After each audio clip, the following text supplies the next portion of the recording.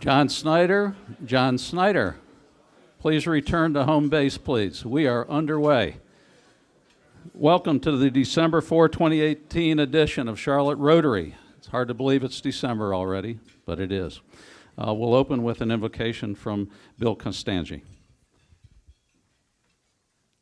Thank you. Recently I was at the Harris Y getting ready to go on the track, and a lady came up to me right before that, someone I did not know, and she had a cell phone in her hand, and she was obviously upset about something, and she told me she had just talked with her husband on the telephone, and he told her about the shooting at Butler High School. And that was right on the heels of the massacre at the Jewish synagogue in New Jersey. And she said, "Judge, can I just ask you one question?" I said, "Sure, I'd be glad to answer your question if I can." She said, "What's going on in the world?"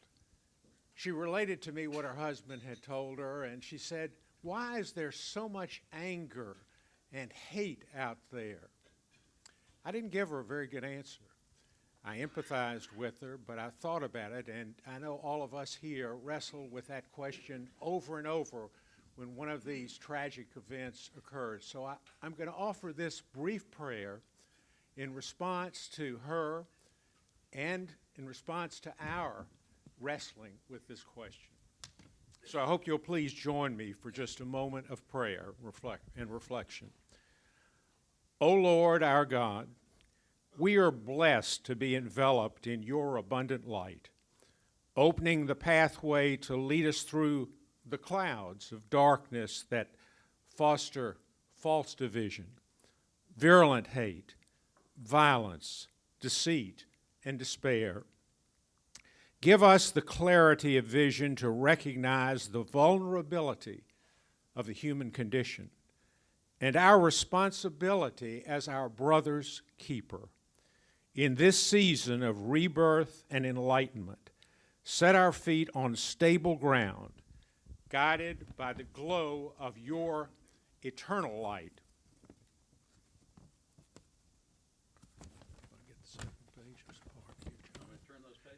I just got one page here. And grant us the wisdom to know that by turning our hearts, minds, and souls toward you, we have the individual and collective power to reject, dispel, and triumph over the forces of evil seeking to crush the human spirit. Amen. Thank you, Bill. Tom O'Brien coming up to introduce our visitors and guests. And while Tom is coming up, we're going to get David Zimmerman up right quick afterwards.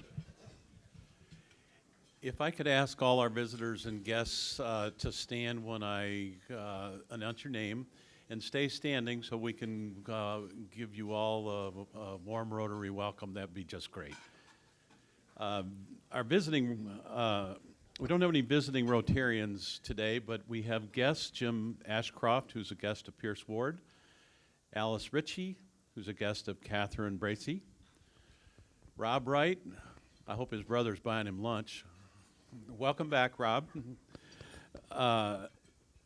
Richard Deason, a guest of Tim Chappell, Charlotte City Councilman Larkin Eggleston, who's a guest of Carla Dupuy, Rick Fogel, a guest of Glenn Bowles,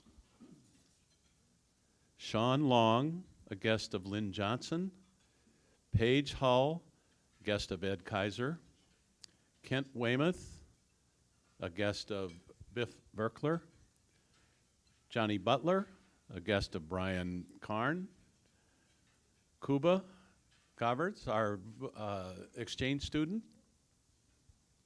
and Bill Hamelman, a guest of Mike Hawley. I hope you'll come visit us again soon. We can give everybody a round of applause. Thank you, Tom. And you might as well stay standing, and if I could get everybody to get up, we're going to do the Pledge of Allegiance. I pledge allegiance to the flag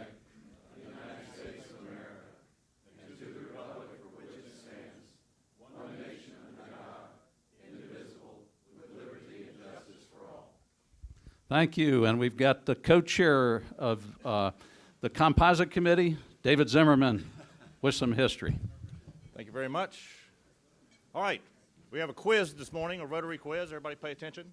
Here's today's quiz. What do these three Rotarians in this photograph have in common? If you say they're successful businessmen, you would be correct. If you would say they are younger and better looking than 98% of the men in this club, you would also be correct. And if you said they all played football at the University of North Carolina, you would also be correct. So the gentleman on the left there, that is Ryan Taylor. Ryan moved to Chicago recently, so he's actually no longer a member of this club. But he was a 2006 graduate. You'll turn the page there. Of UNC, setting the school record for receptions by a tight end for a single season. Turn again. The gentleman in the middle we all know is Don Millen, a 1990 UNC graduate. Turn it again. When playing at UNC, Don twice received the Outstanding Specialty Team Player Award and was a member of the All-ACC academic team. Turn again. Gentleman on the right is Andy Dinkin. He and Don were teammates, and he was also on the All-ACC academic team. Turn again. Andy started at right guard for the Tar Heels, and 3 weeks ago he told me he thought Mac Brown was going to be returning to the University of North Carolina. I told him he was crazy. There he is with Mac. Now, we have had many UNC athletes over the years, I'm sure, but I'm thinking this was the first one. This was a gentleman named Junius Smith. He was the president of the Rotary Club in 1933 and 34. It was actually Mr. Smith here who, in April of 1938, along with Ralston Pound's father, Gus, Ralston back there, Ralston Pound's father, Gus, called on a young man named Powell Majors and invited him to be a part of the club. This next photograph, taken in 1910, also shows Junius. He's the bottom row on the left, as a member of University of North Carolina's very first basketball team. He was the team captain the following year. That is, by the way, he was one of 16 presidents of this club, including myself and John and some others around here who were also UNC graduates. We're still ahead of Davidson, by the way, 16 to 10 on that. So they need to step it up. So anyway, that is your Carolina Blue history for today. Thank you, David. Couple quick additional announcements. If Major Larry Broom and M. Searwich will come on up here, and while they're doing that, let me just remind you that if you'd like to sign up to serve breakfast at the Chralotte Rescue Mission on Christmas morning, you can do it online, you can do it on something that's on your table, or you can just tell Sandy. Major Broom. Well, it's great to represent Mark Norman, who's president or the chairman of the group that does all the bell ringing here for Rotary. We just want to thank you so much. He wanted me to let you know that the reason he's not here today is he's up ringing on Trade and Tryon. So he's trying to help make sure that number goes up a little bit this year. I'm happy to report that the Rotary Club this year, as it always should, is up this year in your fundraising and your giving so far through the Kettle program. And that's going to help us serve a lot of kids in our community. We have over 7,000 children that are going to get some help from the Salvation Army, about 1,400 low-income senior citizens, and about 1,000 folks that are with disabilities or in some of the group homes and things that we serve here in our community. So the Rotary Club helps us to do a lot of good, and Christmas is one of those special times of the year when you just have to hear that bell ringing. So thank you for doing that. Thank you for being up this year, and we got a few more days to go, so come out and join us for that, and we appreciate so much your support. Thank you, Larry. Miss M. All right, so as usual, I'm here to talk about a party. So a week from today, December 11th at 6 p.m., we are having our next Rotary Social Hour Holiday Edition at Merchant and Trade. You can't really see that very well, but it's at the top of the Kimpton Hotel, and it's pretty swanky, so they do have a dress code, but I think our crowd can manage it. And it's just our final social hour before the coming year. So that's next Tuesday, 6 p.m., December 11th, 6 p.m. at Merchant and Trade at the top of the Kimpton. Thanks. Thank you, Em. Okay, We're going to get underway with me introducing the head table, John Snyder, who you know well. You know all these people well. Bill Constangi, Mac McCarley down to the far left, Joel Curran, who's traveling with the Chancellor, and Mac McCarley to come and introduce our guest speaker. I think President Mike just did. Our speaker today is UNC Chapel Hill Chancellor Carol Folt. She started her service as the 11th Chancellor of the University of National Champions in July of 2013. She is especially, did it really take you that long? She is especially proud of two initiatives that she is leading at the university. One is the Blueprint for Next, which is the first unifying strategic framework in the history of the university, and the other is the Campaign for Carolina, which is a $4.25 billion contributions accepted this afternoon campaign for which every dollar will be used to advance the public good. Please join me in welcoming Chancellor Carol Folt.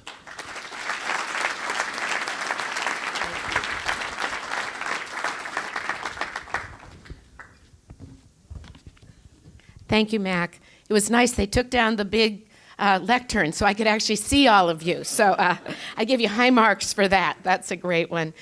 It is wonderful to be here today, and I'm really looking forward to having some questions and having some interaction with everyone here.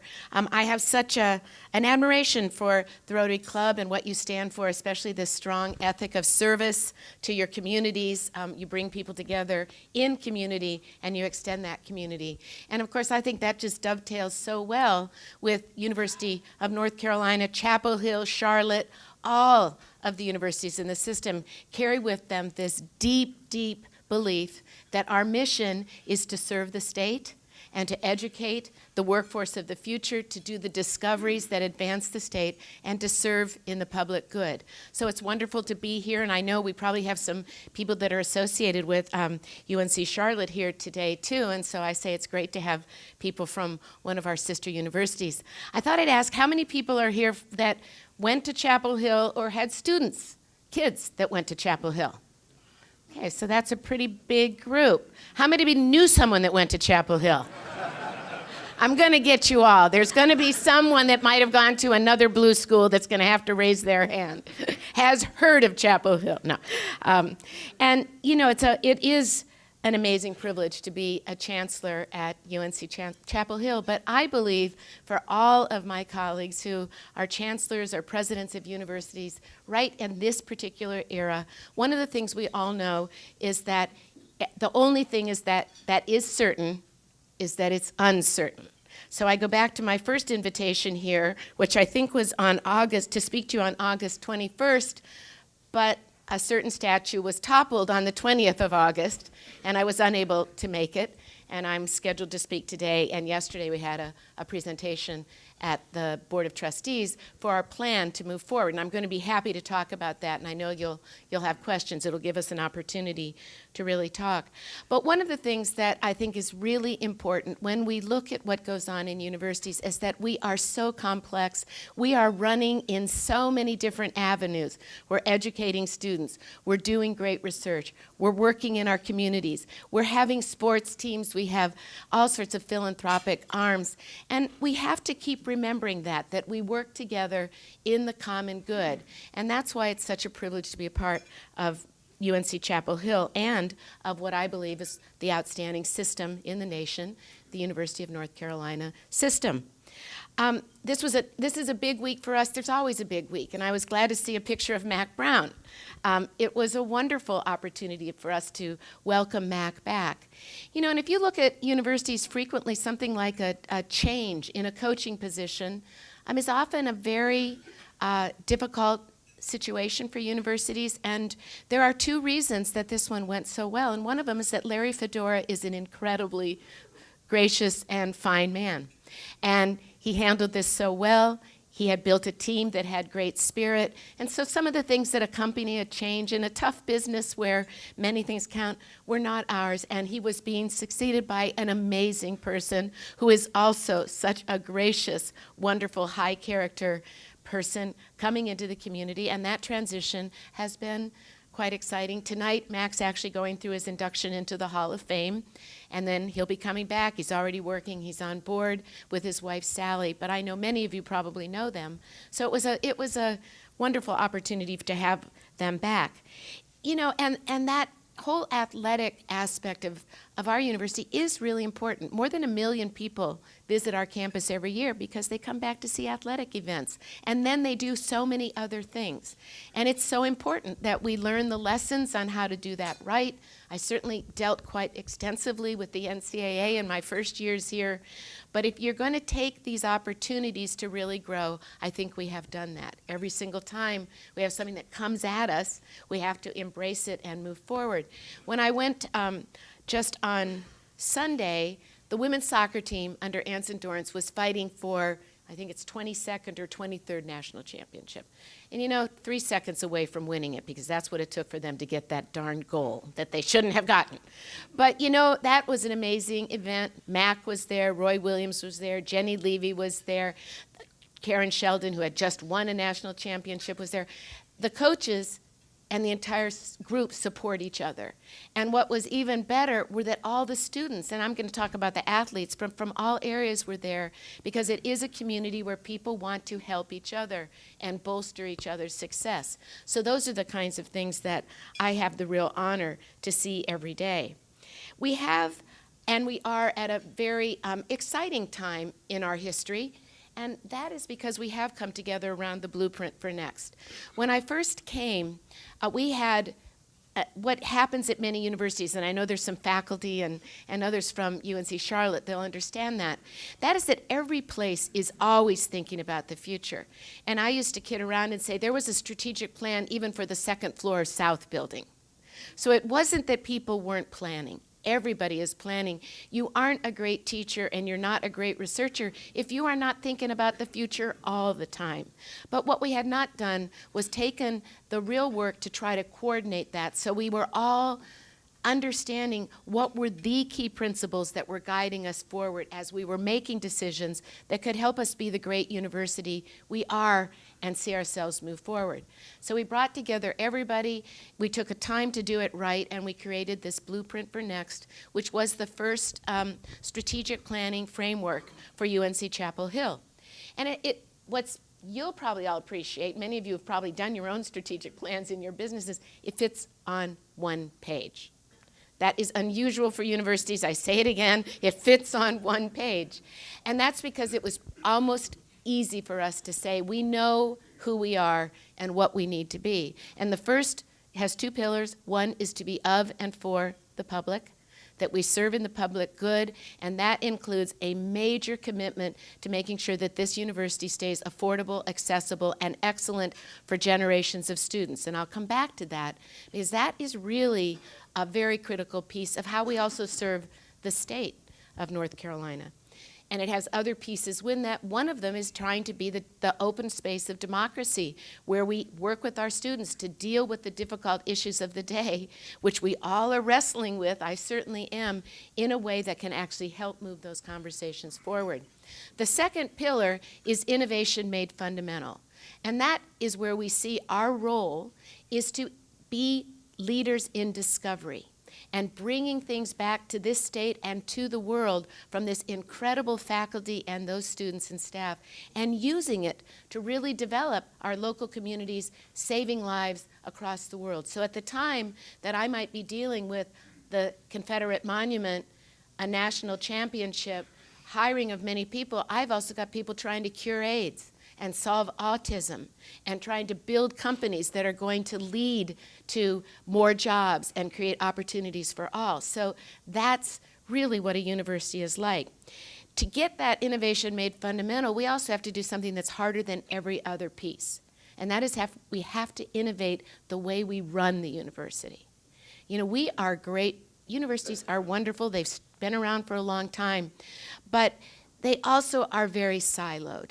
And we have many things that go and are redundant or make things slow. If you want to act fast. And you have to go through layers and layers and layers of bureaucracy to take a great idea and get moving on it. You know you've got to do something. So one of the real key factors that we want to face is how do we actually make sure that the last place that is slowing everybody down is the administration. Now that's going to take work. We live in a big bureaucracy. We've got lots of rules to follow. But if we do that every single time, we save people time. We also save people money. And we also are able to take those dollars and put them right back into the mission of the university. So this big goal and these grand plans require us making sure that we're able to do that. That's the kind of issue that universities across America are grappling with. How do we do that well? How do we know the things that are best done in each department and each school and the ones that are better done centrally? And quite frankly, how do we know what's best done in the individual university and what could be done well within the system? These differences between the sort of integrated and the federated groups of the states versus the federal government, it's that same issue, and we grapple with it all the time. So what I want to do very briefly is cover some of the real highlights of how we see we can meet that grand mission to be the university that serves the state and leads in the way of affordability, accessibility, and also in discovery and creation of new innovations. And this does dovetail very much with our strategic plan and then our capital campaign. Just one moment about that. Once we did the blueprint, we realized, like everyone, that when you're a public university these days, you really are getting very little, much less support from the state than you used to. The University of North Carolina still receives more support from North Carolina than most other schools and systems in the country, but it is considerably less than it used to be. So part of what we have to do is catch up to that reality, be appreciative, and use the pennies that we get very well, but also find ways to supplement that. So we have launched a campaign, $4.25 billion. It has the same sort of focus in the schools and on the things that really matter to us. And we're not halfway through, and we've raised more than half the money. So people have been incredible. I think we're getting close to $2.4 billion that has been raised. Going to get to that 4.2, and like everyone, you dream you're going to go beyond it. And we certainly need it. It is the difference between being good and being great. So an example of how this goes very directly to our strategic plan is that we're trying to raise $1 billion for aid. Now, I've talked to people at other great universities. I won't name names, but universities much, much larger than UNC Chapel Hill, ones with much larger endowments, and they don't even try to raise $1 billion. That's almost a quarter of our entire effort towards raising money for student aid. Because everything we say, everything we believe we are, depends on remaining affordable and accessible. And that's why we get this incredible student body that comes to our university each day. Now, we are fortunate compared to many other universities in the system because we already have resources. So we're able right now, the loan debt from Chapel Hill at graduation is less than half the national loan debt. And yet, we'd like to see that go even lower. We have the second highest graduation rates of all public universities in America, second to Virginia. Our 6-year graduation rate's 91.5%. So if we bring them in, we do everything possible to graduate them and get them out in 4 years. Our graduation rates are mid-80% at 4 years. We also developed a program for low-income students called the Carolina Covenant that actually meets the full need for students that come from families 2 standard deviations below the poverty level. So average income about $27,000, $28,000%. That's almost 14% of our student body. And unlike most places in America, when those debts are high for students, that's what makes them drop out. It's not because they can't do it or they don't want to do it. They want to do it probably more than anybody else, and they try so hard.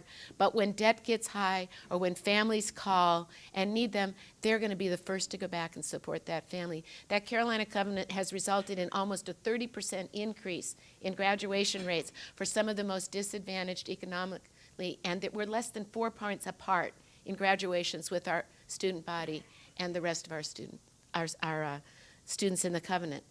Just at University Day, we announced a program that is being spearheaded with a lead gift by Erskine Bowles, Charlotte's wonderful citizen, Erskine Bowles, called the Blue Sky Initiative. We love the name. But that is directed towards the students at middle income. Now, in North Carolina, middle income, the average income is about $50,000 a year. In many schools in America, those students would be considered the lowest income students, but that is the population of our state. And families, working families that are in that income between $40,000 and $80,000 a year, even with low rates, even with our ability to give them support, those students are the ones hard pressed. They don't get the international experiences. They might not get to do the internship. Sometimes they drop out because they want their younger brother or sister, and a family can't do all 4 kids. So this is a program aimed directly at that income group. We are so excited about it. It does something for Chapel Hill that we've never had before. One more example of how I'm just so moved by what I see people rising to do was another family that gave money that they called the Red, White, and Blue Scholarship, specifically directed toward children of veterans that needed to have aid in the Covenant or potentially in the Blue Sky program. So we are reaching out, and that is a very big effort for us. You know, our admissions keep skyrocketing. And while it's great to say everybody wants to go there, it doesn't feel good to tell really good students that they can't go there. So we're also in the process of trying to figure out other ways we can continue to increase the capacity for us to educate. Programs like the business school doing its online MBA, #1 in the nation. We're going to see more students coming to us through online programs, having blended opportunities where they're sometimes on campus, sometimes off campus. That is very much a part of how we look at the future, where we're going. Our first-year class had students from 97 counties, 43 states, the District of Columbia, and 38 countries. Compared to most big universities in America, we have the least international students. And at some level, that's going to be something the state needs to really think about. More than half the businesses in North Carolina right now are actually owned by companies from out of the country. We want to continue to build those partnerships, and that educational outreach is wonderful. We have more international students that come to us in our graduate programs, but we've seen, unlike many other schools, our applications are actually increasing in that area. And I bet that could be true right here at UNC Charlotte. So we have that going on. We are also greatly changing the way we teach. I won't go into great details about that, but I think it is really important to know that great universities do not teach the same today as they taught 5 years ago, 10 years ago, or 20 years ago.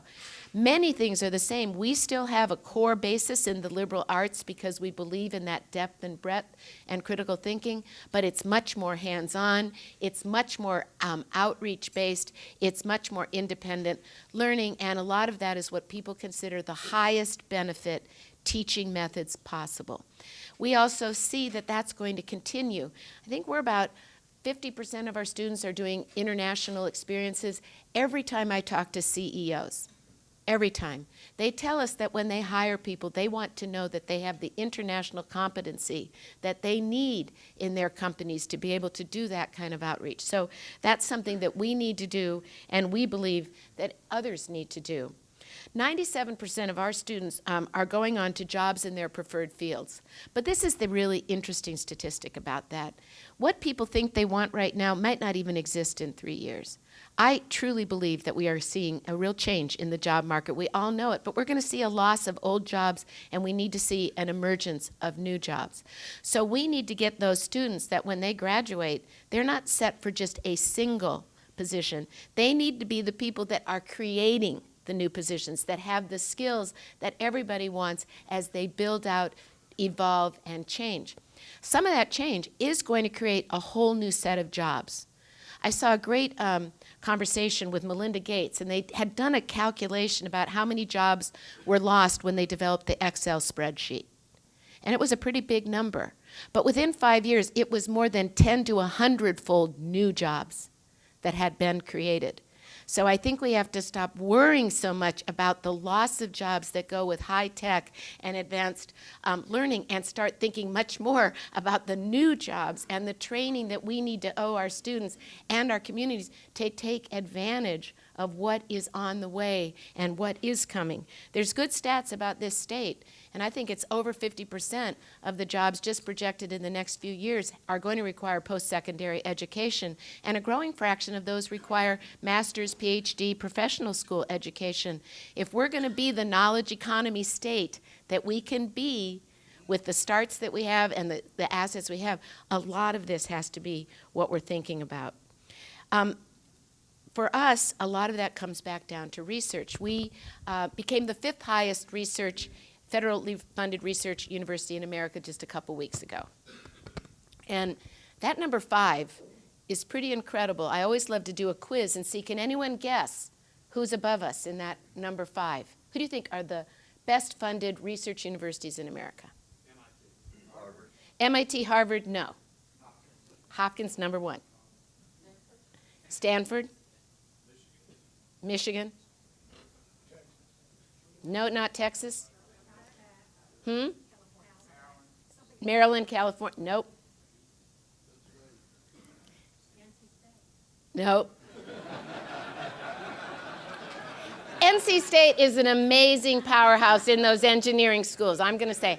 See, you can't even get it because all those great schools, it's University of Washington, and then it is Chapel Hill. It's a pretty big deal. But what's a big deal about that is the result of decades of investment in a university to get buildings, to build a great faculty. And that is huge. You put NC State, Carolina, Duke, and those schools together, we are the 3rd highest region in the country for federal investment. This is huge. Then you start bringing in our partners in Charlotte and NCCU and all those. We have a capacity here to do things that we have not thought about, but what I do say is it is really easy to lose it. So we need to invest in this because right now, Chapel Hill alone brings in $7 for every $1 the state gives it. It's over $7 billion a year is added to this economy based on that research enterprise alone. And that doesn't count the number of people served in the hospitals and all the other things that happen. So we have assets. They sit in our entire university system. And it's something that we really need to work on. So much of what we do is working on entrepreneurial programs, trying to build them out. The business school just joined together with the pharmacy school to create a whole series of new programs to launch new businesses in drug design and delivery, and especially focusing on underrepresented minorities and women leaders. They get less than about 2% of the investment money for their programs. So a lot of work like that going on, bringing these schools together, reaching out, and finding ways to really serve. We think a lot about service to the state. And I'm going to talk about that, and then I want to close my remarks a little bit about Silent Sam so we can have some questions. But, you know, we all think about this, about how we can serve.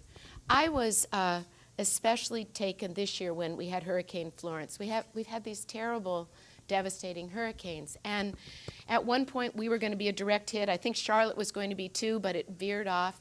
And so that gave us an opportunity to help everybody else. And we were able to put up what became the largest Red Cross center. We did it at the Friday Center. And we were able to serve almost 1,000 people over that week to come and have a place to shelter.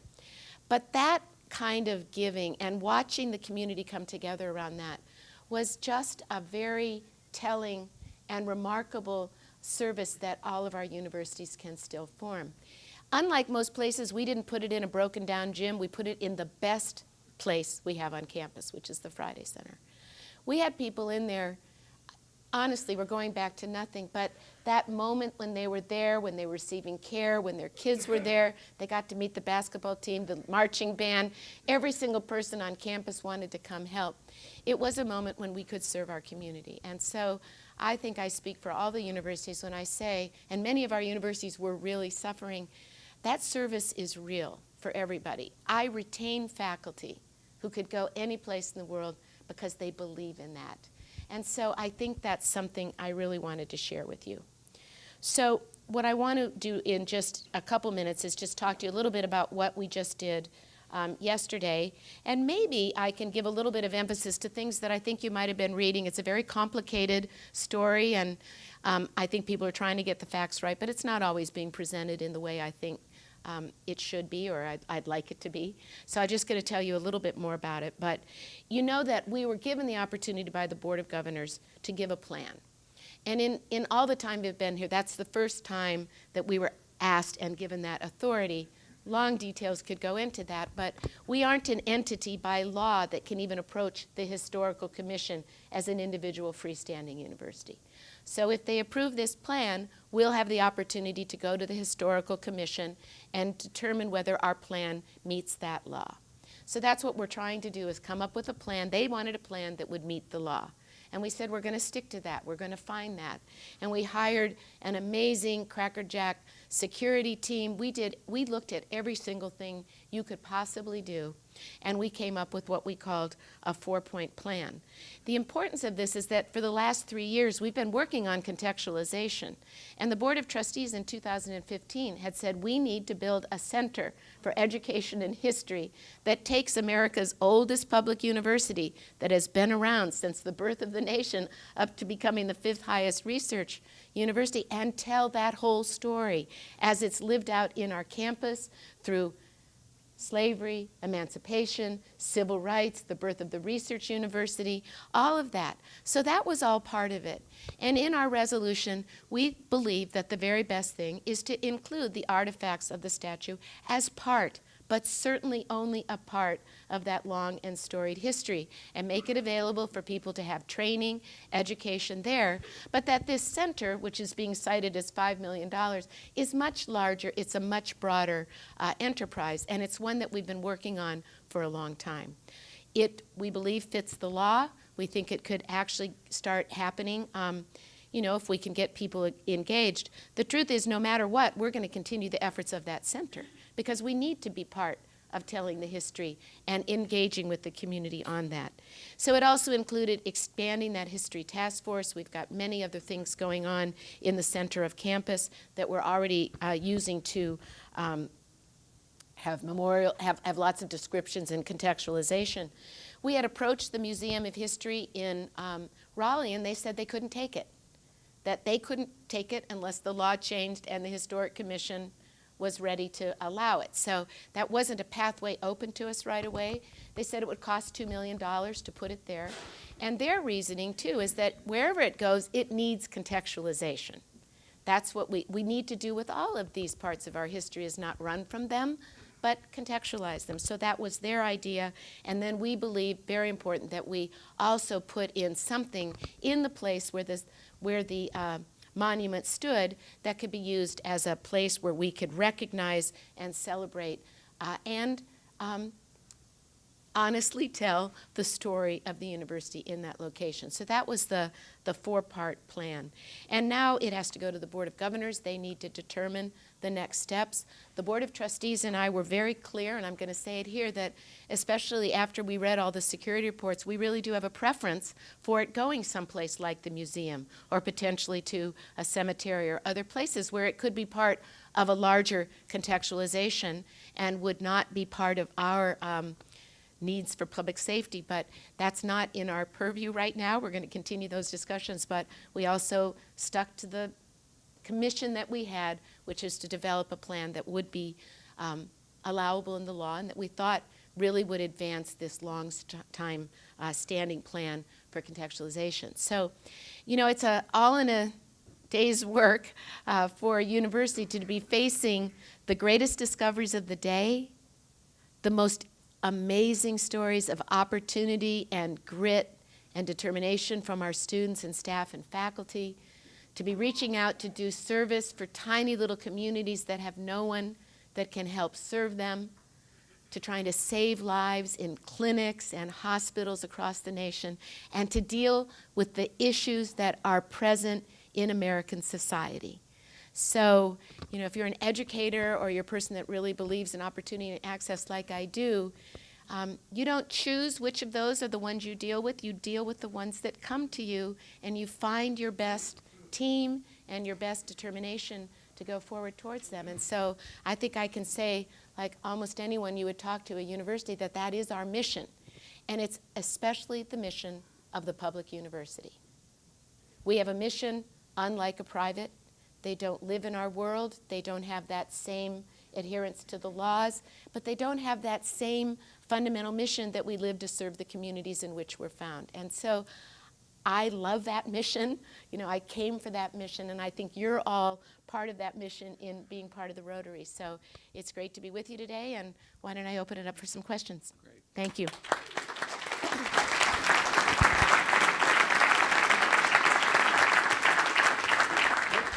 Questions for the Chancellor? Yes. Is there a preference or a percentage in the admissions department for North Carolina residents? Yes, it's Can you 82. repeat that, please? She's asked what is the admissions policy about North Carolina residents. And we have 82% of our incoming class are North Carolina residents. But if you'll let me for a second, I want to expand on that. This has really been a big part of what I've been doing since I got there, is that we've also been expanding our outreach into community colleges. You know, I was a community college kid. I went to Ohio State. I was a college dropout. I had to pay my way through school. I went to community college, got into a university. You know, not that my story is so relevant, but I really understand the path of opportunity through the community colleges. And there's been a lot of work in North Carolina to make a better integration of community college and university. So we're up to about 800 students coming from community colleges, and they come in via a new program called C-STEP, well, not relatively new, where if they get accepted in the community college and they graduate as they should, they would have had all the advising and their financial aid ready so they can immediately come in. And since we put that in place, they're graduating at the same rate as other students with full financial aid. So as we go forward, sometimes some of those students come to us from out of state, so our overall level might be 81, but it still is undergraduate is really focusing on that. It's so hard to get in from out of state, and I wish we could take more because we get amazing students, and many of them have stayed right here in North Carolina and become major leaders in the country. So it's something that's really important. Questions out there? Yes, please. You guys are at the forefront of a lot of the traumatic brain injury Yes. research with the Matthew Feller Center there on campus that's actually named for a young man that died on the football field at my high school several years after I left. But given that, what were your reactions to Larry Fedora's comments around concussions and his questioning some of the science around that just a handful of months ago? Yes, he's asked me, you know, how I felt when Coach Fedora talked about there not being a direct proof of CTE being associated, traumatic brain injury, with football, especially given the fact that we're one of the leaders. We're probably one of the 2 or 3 leaders in that field. The head of our arts and sciences, Dean Kevin Guskowitz, is the MacArthur Genius Award winner for his fundamental, groundbreaking work on concussion. So he's asked me how I felt about it. You know, and quite honestly, and what I said to him at the time was, what the heck were you thinking? You know? But I'll tell you what, I have to tell you also, the reason I was so shocked is that I know he didn't think that. That football program has been more directed towards getting brain injury right. We were one of the first to take all of our doctors out of the athletics department, put them into oversight from the hospitals. There isn't a single thing going on that is remotely related to those kinds of comments. So I was really, what was going on?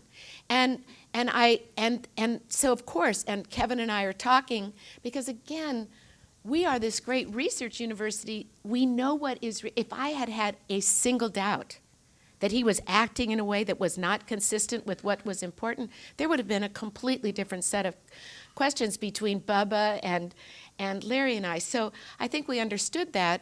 It was very important that we go forward and tell people what's really going on, and especially reach out to families. But it was so far from the truth that I have to think sometimes that, you know, you're under a lot of lights. I get them coming at me all the time. And I think people can be thinking through unfinished thoughts and go down a train that is not where the track they don't want to go. I believe that in a sense is what happened there with him. But the truth is, it's a very important, alive part of research. And I think we're going to see continuing changes in all the sports that have potential traumatic impacts. I think they're all going to be changing over the next 5 years, and our research will be part of it. So we've got time for two quick questions, one here and then Vernon to close it out. Chancellor, thank you for being here. I got a softball question for you. You touched earlier, from a 16 school system as a whole, really how much collaboration is there between yourself and the other 15 chancellors, thinking somewhat logically that you and Dr. Woodson probably lead that charge, being the two largest? Well, for me, very directly, Randy and Vincent from Duke and I meet all the time. And we have so many programs going. We would all tell you that every one of us is better because the other exists. We developed the biomedical engineering program together with State. We have joint programs with Duke. The three of us meet all the time because we know we hold the key to each other's success. We also do reach out. We've got a lot of programs going here in Charlotte, including medical programs. We've got programs in Asheville where we do pharmacy. So many of them exist. And those usually come through the schools. So the medical school, very active here, active with ECU. Our programs in farm, so it's a lot more professional school-based, nursing, things like that. So we work very well. But the chancellor here took on a real effort when he was spearheading the talk with the legislature all about athletes. So we get together on issues and talk a lot, on programs, proximity matters, and shared interest. But I think the mutual respect, at least I have and I see, is actually pretty extraordinary because systems aren't always that way. Margaret Spellings, Tom Ross did a great job of bringing people together, and I think Bill Roper's going to be wonderful. But there's a real sense of understanding of shared and different mission. That's what I think. Vernon. I was very happy to hear that applications for foreign students in Chapel Hill is up. That is not as been shared with many schools around the I know. country over the last couple of years. Could you share with us the benefits to the schools and to our communities of inviting foreign students and inviting them to stay after they graduate?